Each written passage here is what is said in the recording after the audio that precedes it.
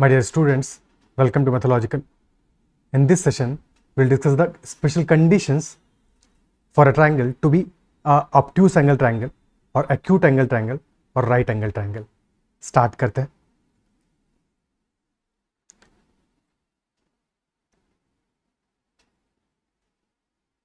So in terms of angles, we know कि acute angle triangle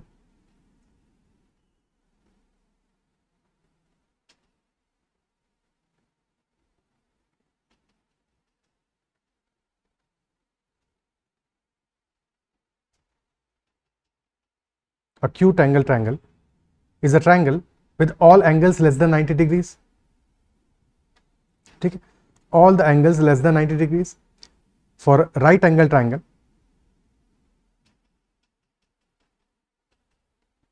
exactly one angle, one of them, largest angle basically, is equal to 90 degrees. तो क्या हम ये कह सकते हैं कि for acute angle triangle the largest angle is less than 90 degrees,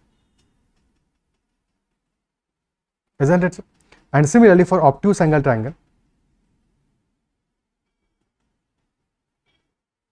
the largest angle will be greater than 90 degrees. क्या ये पार्ट क्लियर है?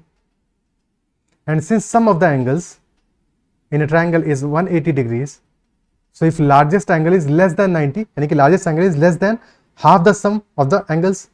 Similarly, right angle के केस में क्या होगा? Largest angle is exactly equal to 90 degrees, which is just half of the sum of the angles. Point क्या हुआ कि for example, if in a question it is given that 2:5:6,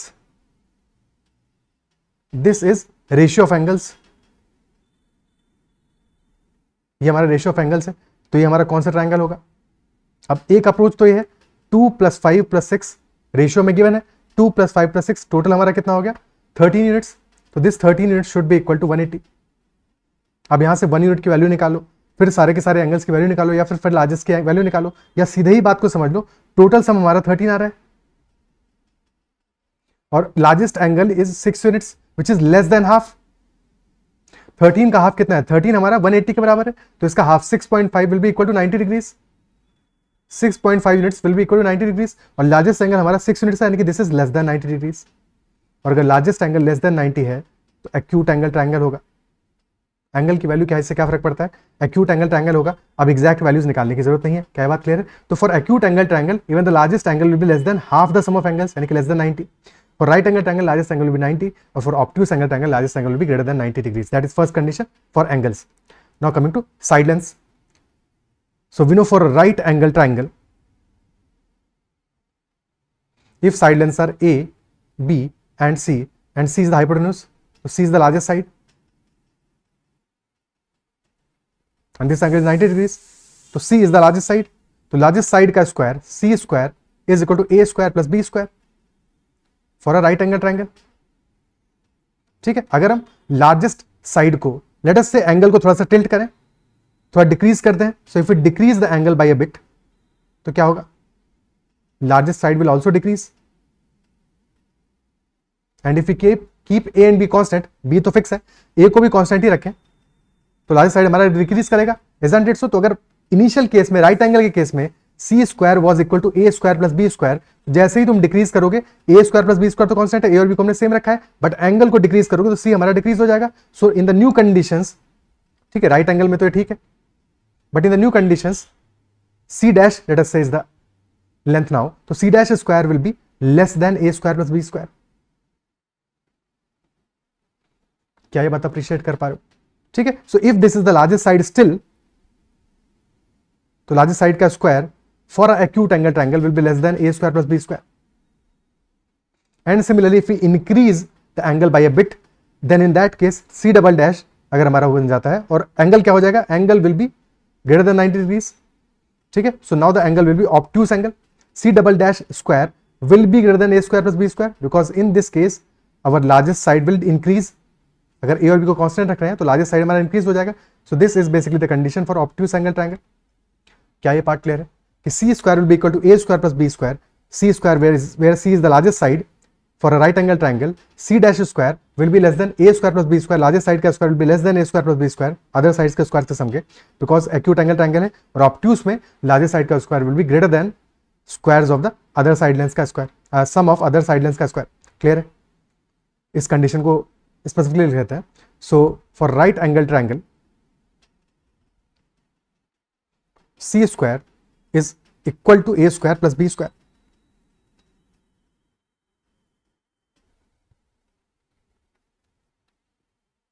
for acute angle triangle C square will be less than A square plus B square, and for obtuse angle triangle C square will be greater than A square plus B square. And in this case A is, let us say, less than B and B is less than C, so C is the largest side. C is the largest side because बाकी जो angles हैं, चाहे right angle हो या obtuse angle हो, एक angle हमारा 90 होगा, एक एंगल और ऑब्ट्यूस के केस में ग्रेटर देन 90 होगा, बाकी एंगल्स तो एक्यूट ही रहेंगे. So for other side lens, let us say they are A square and B square. So for A square, this angle is acute because C is the largest angle. This angle is acute. So A square will be less than B square plus C square. Similarly, angle opposite to side B is also acute. So B square will be less than A square plus C square. तो हमें check करना है, तो we have to check for largest side का square. Same applies for acute angle and obtuse angle triangle. Because बाकी sides के जो square होंगे, A square in this case also will be less than B square plus C square. B square in this case also will be less than C square plus A square. तो इनसे तो check नहीं कर सकते कि angle हमारा triangle हमारा obtuse angle triangle है, एक्यूट एंगल ट्रायंगल या फिर राइट एंगल ट्रायंगल है. For checking that we must check the square of the largest side. If that is greater than squares का sum of other sides, then definitely obtuse angle triangle होगा. अगर equal है तो right angle triangle होगा, अगर less than है तो acute angle triangle होगा. क्वेश्चंस करते हैं. क्या ये पार्ट क्लियर है? Okay. So first question, classify the following in acute right and obtuse angle triangles. Side lengths given है, क्या करेंगे? 7, 9 and 11 are the side lengths. क्या करेंगे? Largest side को पिक करेंगे. वीडियो को पॉज करके अपने एंड पे सॉल्व करो. ठीक है, लार्जेस्ट साइड को पिक करेंगे. लार्जेस्ट साइड हमारा फर्स्ट केस में क्या है? 11 है, कॉमा बीच में रह गया, तो लार्जेस्ट साइड हमारा 11 है. 11, 9 and 7 are the sides. Square कर दो. 11 square is 121, 9 square is 81 and 7 square is 49. तो 81 plus 49 क्या है? 80 plus 40, this is 120 plus 10, 130, and 121 is less than sum of these squares. So basically C square is less than A square plus B square. So definitely this triangle will be acute angle triangle. Acute angle triangle. Clear? Second case, 16, 63 and 65. वैसे तो इसको देखते ही आंखें चमक गई होंगी, but फिर भी चेक कर लेते हैं. ठीक है, 16, 63 एंड 65. तो 65 का स्क्वायर अगर नहीं चमकी है तो यानी कि पाइथागोरस तुम ढंग से किए नहीं है. तो 65 स्क्वायर, 63 स्क्वायर और 16 स्क्वायर को हमें चेक करना है. ठीक है, तो देखो एक और तरीका हो सकता है, बिकॉज जब भी हमारा कैलकुलेशन में स्क्वायर्स लार्जर हो तो हमें कैसे कैलकुलेट करना है ये भी देख लेते हैं. सी स्क्वायर है, a square plus B square है, और हमें रिलेशन देखना है कि सी स्क्वायर ग्रेटर देन होगा, इक्वल टू होगा या लेस देन होगा. So what we can do कि इनमें से एक स्क्वायर को हम लेफ्ट हैंड साइड में लेके आ जाए. सो सी स्क्वायर माइनस ए स्क्वायर और बी स्क्वायर को भी कंपेयर कर सकते हैं. ठीक है, बात एक ही है, अगर C square, if C square is greater than A square plus B square, तो ये भी ग्रेटर देन बी स्क्वायर होगा. ठीक है, ये भी ग्रेटर देन बी स्क्वायर होगा. क्या है? क्लियर है? तो 65 स्क्वायर माइनस 63 स्क्वायर को चेक कर लो, और 16 स्क्वायर से. So this will be equal to 65 plus 63 into 65 minus 63. तो this will be 128 into 2, 256, and 16 square भी 256 ही है, तो इक्वल है दोनों साइड्स, यानी कि this will be a right angle triangle. ये राइट एंगल ट्रायंगल हो जाएगा. The first was acute, this is a right angle triangle. Clear? Third case, 17, 19 and 26. तो 26 का स्क्वायर अगेन सब्ट्रैक्ट करते हैं 19 स्क्वायर, तो माइनस 19 स्क्वायर और 17 स्क्वायर को चेक कर लो. तो 26 प्लस 19 विल बी 45, और 26 माइनस 19 7. तो 45 into 7, this is 17 square which is 289. 45 into 7 कितना आएगा? 40 into 7 is 280 plus 35, so this is 315, which is greater than 289. So definitely this will be a obtuse angle triangle.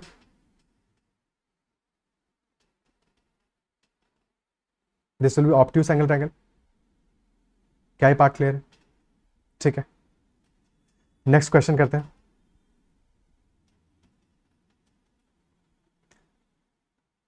Next question, angles of a triangle are in the ratio 3:4:5. तो triangle will be right angled, acute angled या obtuse angled. Ratio given है angles का 3:4:5. ये sides का ratio नहीं है, angles का ratio है. ठीक है, तो राइट एंगल नहीं मार्क कर देना है, ये साइड का रेशियो नहीं एंगल का रेशियो है। Largest angle is 5 and sum of all the angles कितना है 3 + 4 + 5 दैट इज 12 यूनिट्स। तो लार्जेस्ट एंगल हमारा 5 यूनिट्स है which is less than half, this is less than half of sum of the angles. तो अगर 6 हमारा होता लार्जेस्ट एंगल तब तो 90 डिग्री के बराबर होता है, बिकॉज 12 हमारा 180 डिग्री के बराबर है, बट लेस देन 90 है तो एक्यूट एंगल ट्रायंगल होगा। जब लार्जेस्ट एंगल ही लेस देन 90 हो तो बाकी तो सारे के सारे एक्यूट एंगल्स होंगे ही होंगे। So that is why acute angle triangle होगा। क्लियर है? ठीक है, इसी बात को चेक करने का तरीका ये भी है, ऐसे भी कह सकते हो कि 3:4:5 is value of the angles, ratio of the angles. ठीक है, सो बाकी बचे हुए एंगल्स का सम 3 + 4 कितना आ रहा है 7 यूनिट आ रहा है, और लार्जेस्ट एंगल हमारा 5 यूनिट है, तो largest angle is less than rest of the angles का sum. Largest angle is less than rest of the angles का सम, तो definitely largest angle will be less than 90, तो एक्यूट एंगल ट्रायंगल होगा। Next, angles of a triangle are in the ratio 8:9:17, तो triangle क्या होगा?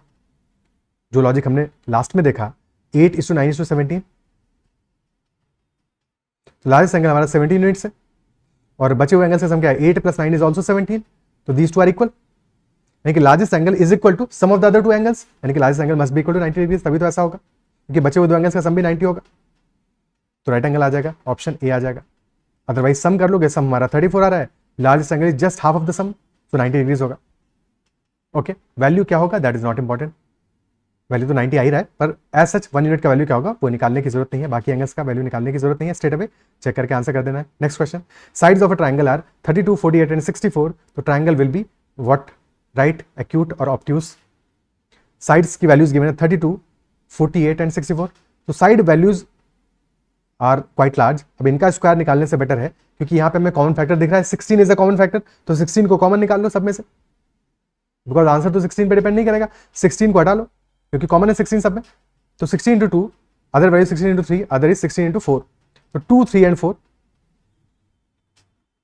ठीक है, this is the ratio of sides, basically ratio हमने ले लिया, ये साइड्स का रेशियो क्या आ रहा है 2:3:4 आ रहा है साइड का रेशियो, और रेशियो से भी काम सॉल्व हो जाएगा। तो लार्जेस्ट साइड इज 4 यूनिट्स, तो 4 यूनिट्स का स्क्वायर 4 स्क्वायर, और बची हुई साइड्स क्या है 3 स्क्वायर + 2 स्क्वायर, तो this is 16, this is 9 + 4, 16 is greater then 9 + 4, तो definitely this will B obtuse angled triangle,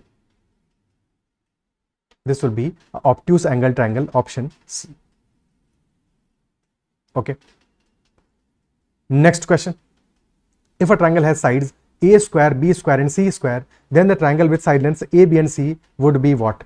Pause the video, think about the question, easy question hai but think about it for some time ki what should be the property that you will be using to solve it, because triangle में sides given है a square, b square, c square unknown है, जो given है उसी को use करना है हमें, कैसे यूज करोगे?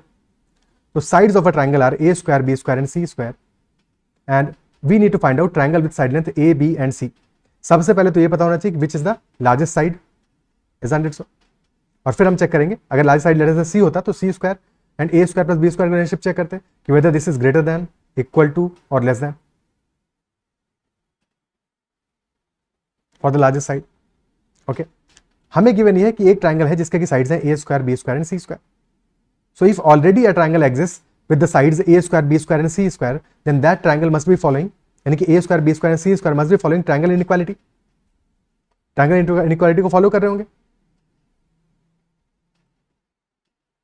और ट्रायंगल इनइक्वालिटी क्या कहता है?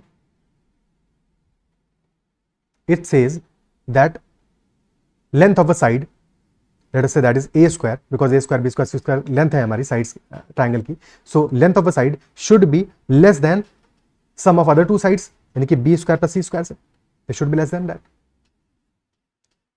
and same applies for all the lengths, तो b square will also be less than c square plus a square, and c square will also be less than a square plus b square, so irrespective of कि which one is larger, ये सारे के सारे conditions हमारा a square is less than b square plus c square, b square is less than c square plus a square, and c square is less than a square plus b square। अब इनमें से कोई एक तो होगा largest, जो भी largest होगा वो भी हमारा लेस देन है बाकी टू के, इजंट इट सो, और हमें यही तो चेक करना था बेसिकली, सी स्क्वायर, ए स्क्वायर, बी स्क्वायर के बीच का रिलेशनशिप भी तो चेक करना था, तो in all these cases that is less than the squares of other two sides, isn't it so, हमारे नए ट्रायंगल के बारे में for A, B and C, तो definitely this triangle will be acute angle triangle, because अगर if this was a right angle triangle, then let us say C is the largest side, then C square should have been A square plus B square, तभी तो ऐसा होता. If it was obtuse angle triangle then c square should be greater than a square plus b square, but in all the cases all side lengths का square is less than squares of other two side lengths. ठीक है, so definitely this is a acute angle triangle. Okay, next question. If a, b and c are the sides of a triangle and a square plus b square plus c square is equal to ab plus bc plus ca, then क्या होगा triangle हमारा? If a square plus b square plus c square that is equal to ab plus bc plus ca. So this implies that a square plus b square plus c square minus ab minus bc minus ca, this is equal to 0.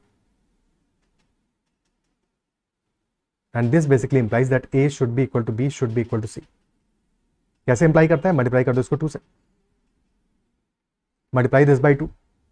So this becomes 2a square plus 2b square plus 2c square minus 2ab minus 2bc minus 2ca, that is equal to 0. अब a square plus b square minus 2ab को separate कर लो. Similarly b square plus c square minus 2bc को separate कर लो और plus c square plus a square minus 2ca को separate कर लो, that is equal to 0. So this becomes a minus b whole square plus b minus c whole square plus c minus a whole square and that is equal to 0. अब क्योंकि perfect squares हैं सारे के सारे, a minus b square, b minus c square, c minus a square, so they will always be greater than equal to 0. Always be greater than equal to 0, but sum हमारा 0 आ रहा है. So if sum is 0, that only implies that all of them should be 0. Because अगर कोई भी एक positive हो जाएगा तो बाकी सारे के सारे निगेटिव होना पड़ेगा बाकियों को, बट निगेटिव हो नहीं सकते because all of them have to be greater than equal to 0. यानी कि सारे के सारे 0 होंगे तभी तो सम 0 आएगा. And if all of them are 0, a minus b square is 0, यानी कि a should be equal to b. And if all of them are 0, that implies that a is equal to b is equal to c, यानी कि all sides are equal. ठीक है, all sides are equal. And then it will be an equilateral triangle. Option B answer आ जाएगा. ठीक है, ये तो बस समझने के लिए इतना समझाया, अदरवाइज जैसे ही ये दिखे तो तुरंत तुम्हें क्लिक करना चाहिए, यानी कि a should be equal to b should be equal to c. इतना सब लिखना थोड़ी है. Next question. If two sides of an acute angle triangle are 12 cm, 20 cm, and the third side is x centimeter, then how many such triangles are possible if x is also an integer? So if x is an integer, then how many such triangles are possible? और हमें triangle चाहिए क्या? Acute angle triangle चाहिए इस बार. Two side lengths are given 12 and 20. Third side length is let us say x. Okay. So range क्या आ जाएगा x के लिए? Two side lengths given है हमारा. So x can be between 20 minus 12 and 20 plus 12. This will be the range for x. यानी कि between 8 and 32. So possible values of x will be 9, 10, 11 till 31. From 9 to 31, these are the possible values. But question में acute angle triangle भी तो mention है, और acute angle triangle के लिए important है कि जो largest side है, square of the largest side should be less than squares का sum of other sides, isn't it so? But largest side कौन सा है ये हमें पता है क्या? एक साइड 12 है, एक साइड 20 है और एक साइड x है. क्या 12 लार्जेस्ट साइड हो सकता है? नहीं हो सकता, बिकॉज 12 तो 20 से लेसर है for sure. 20 can be the largest side और may be x can be the largest side. तो there will be two cases बनेंगे हमारे. First case when x is the largest side, second case when 20 is the largest side. Okay, because x हमारा 9 से लेकर 31 तक कुछ भी हो सकता है, सो x 20 भी हो सकता है, दैट इज ऑल्सो पॉसिबल. तो बेसिकली क्योंकि 20 हमारा 9 से 31 के बीच में ही कहीं पे आ रहा है, there will be two cases basically. First case when x is less than equal to 20 and second case when x is greater than 20. When x is greater than 20. If x is less than equal to 20, तब फिर हमारा 20 largest side होगा, 20 will be equal to c, और c माने कि largest side हमारे लिए. ठीक है, और if x is greater than 20, then c will be equal to x. ठीक है, c implies largest side.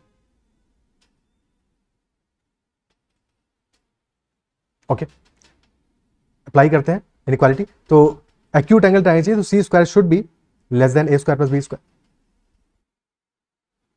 ठीक है, and if 20 is the largest side तो 20 square will be less than A square. A क्या है? 12 square smallest side plus X square. So 20 square is 400 is less than 144 plus X square. तो x square will be greater then 400 minus 144, that will be 256. ठीक है, 256 आ जाएगा. And if x square is greater than 256, तो x should be greater than 60. x should be greater than 16. Second case when x is greater than 20, तो largest side हमारा क्या है इस बार x है, तो x square should be less than a square plus b square, यानी कि 12 square plus 20 square. तो x square should be less than 144 plus 400, तो x square will be less then 544, less than 544. और 23 का स्क्वायर होता है 529, 24 का स्क्वायर इज 576. तो x is somewhere, x square is somewhere between 23 and 24 का स्क्वायर, तो x should be less than 23 point something. तो बेसिकली x कैन बी 23 तो हो सकता है, x ग्रेटर देन 20 है, तो इट कुड बी 21, 22 और 23. 3 वैल्यूज ले सकता है, 21, 22 and 23. 3 values are possible.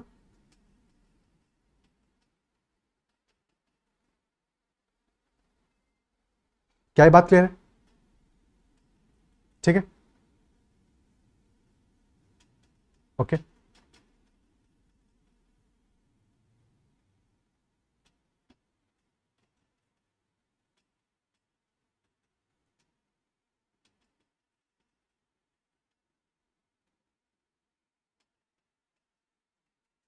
Additionally x is greater than 16, तो क्या वैल्यूज हो सकती हैं? x can take up values 17, 18, 19, 20 भी ले सकता है, because x is less than equal to 20, तो 20 भी ले सकता है. 20 को ध्यान रखना है, 20 को मिस नहीं कर जाना है.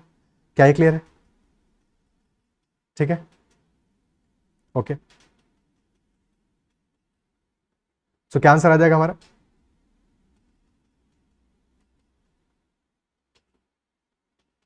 Answer will be 17, 18, 19, 20 and 3.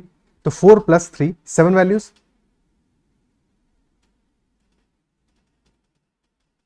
7 values will be our answer. Okay,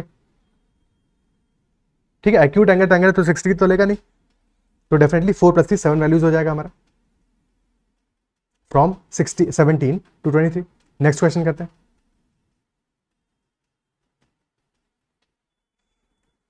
Next question, this question is from CAT 2008. Consider obtuse angle triangle with sides 8, 15 and x centimeters. If x is an integer, then how many such triangles exist? हमें क्या बनाने हैं? Obtuse angle triangle बनाने हैं. Integer तो चाहिए, साथ में ऑब्ट्यूस एंगल ट्रायंगल चाहिए, तो अकॉर्डिंगली सॉल्व करेंगे. ठीक है, pause the video and try to solve it yourself. Same process है, the only difference is that this time we need obtuse angle triangles.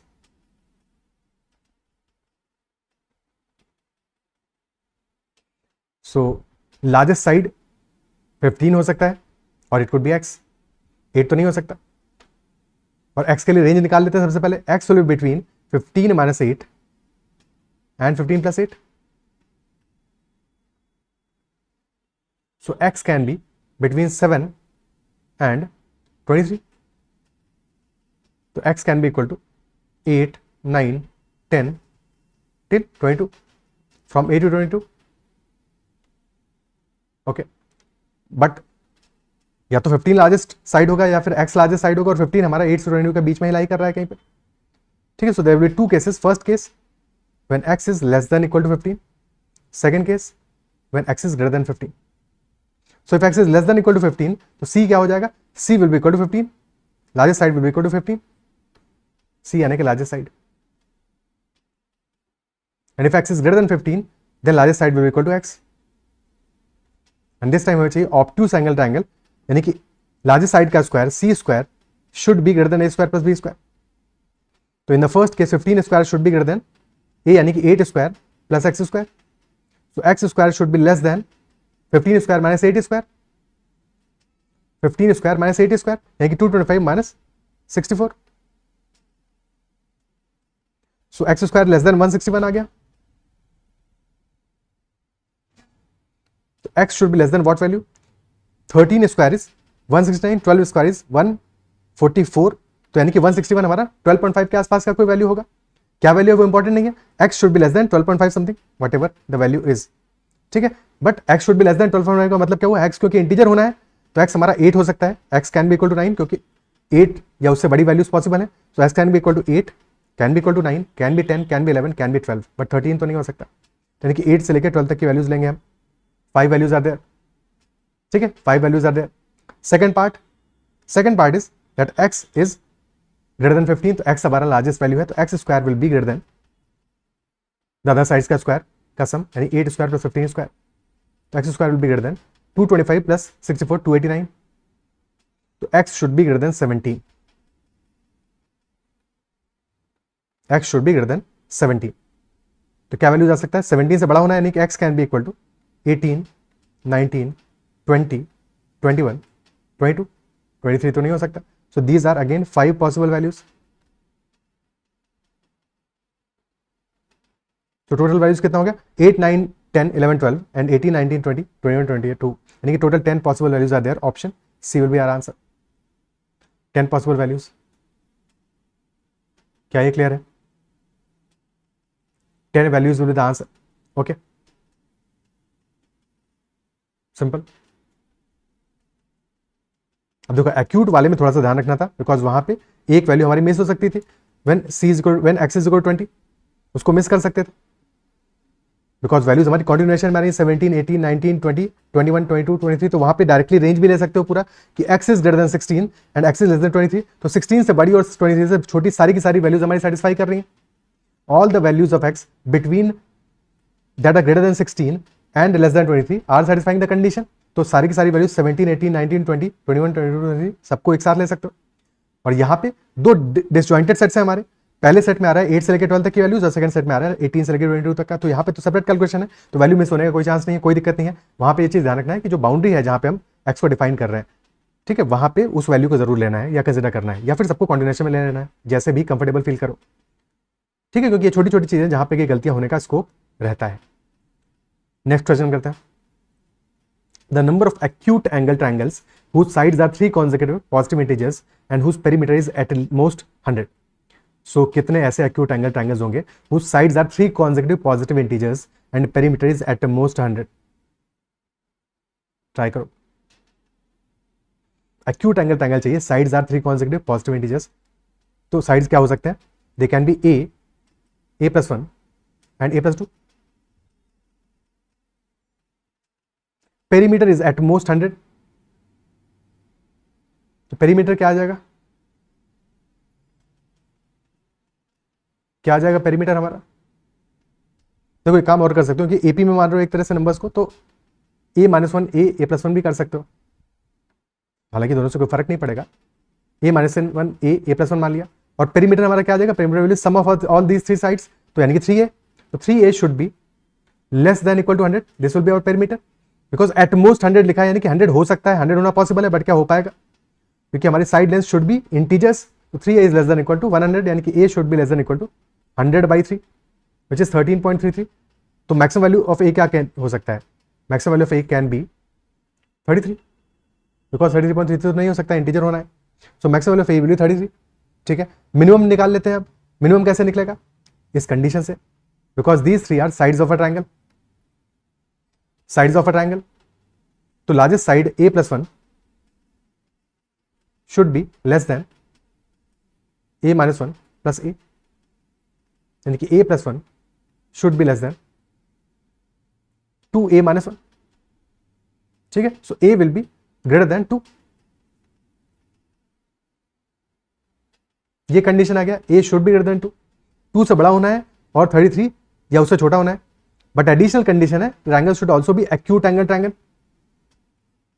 And for that condition we need largest side का square to be less than sum of other 2 sides का square. Largest side हमारा कितना है, a plus 1, this is largest side, a plus 1 square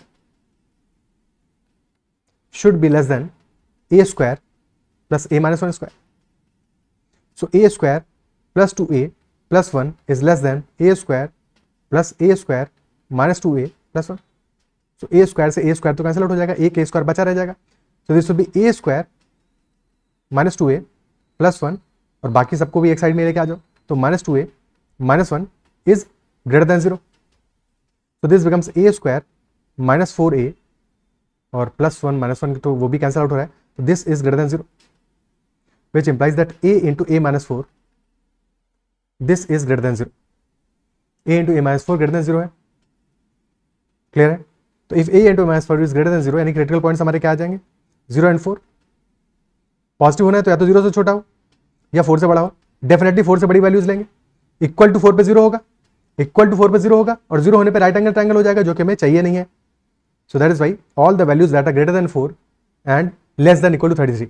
very important, values that are greater than 4, 4 नहीं हो सकता, 4 से बड़ी वैल्यूज होनी चाहिए और 2 से बड़ा एक एडिशनल कंडीशन गिवन है, बट ये तो सेटिस्फाई कर रहा है, अदरवाइज इस कंडीशन को भी चेक करना है. This is also important condition. A should be greater than 2, first condition हमारा आया. A should be greater than 2, fresh page पे कर लेते हैं. फर्स्ट कंडीशन आया a should be greater than 2 from triangle inequality. Second condition आया a max can be equal to 33, यानी कि a should be less than equal to 33. और third condition आया है हमारा ए should be greater than 4. All three condition should be satisfied. तो basically a should be any value greater than 4. It could be 5, 6, 7, 8 till 33. All these values from 5 to 33. Number of values कितना आ जाएगा? 33 minus 5 plus 1.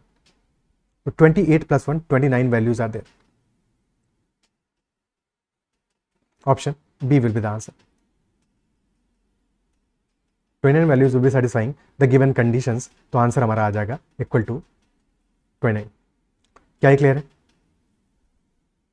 ठीक है, तो एक बड़ा सा प्यारा सा सवाल था, अच्छा सवाल था, सिंपल क्वेश्चन था, बट कंडीशंस इंपॉर्टेंट थी. 3 कंडीशन थी, तीनों को हमें सेटिस्फाई कराना था. ठीक है, भले ही तुमने इस कंडीशन को लिखा नहीं होता तो भी आंसर तुम्हारा सेम आता, बट इसको लिखना जरूरी था, बिकॉज किसी और क्वेश्चन में, किसी और समय पे, किसी और जगह पे ये कंडीशन तुम्हारा नुकसान कर सकती है. तो ध्यान रखना है कि ट्रायंगल जब भी बना रहे हो तो हमेशा ट्रायंगल इनइक्वालिटी वाला जो कंडीशन है दैट इज इंपॉर्टेंट, उसका ध्यान रखना है. ठीक है, क्लियर है?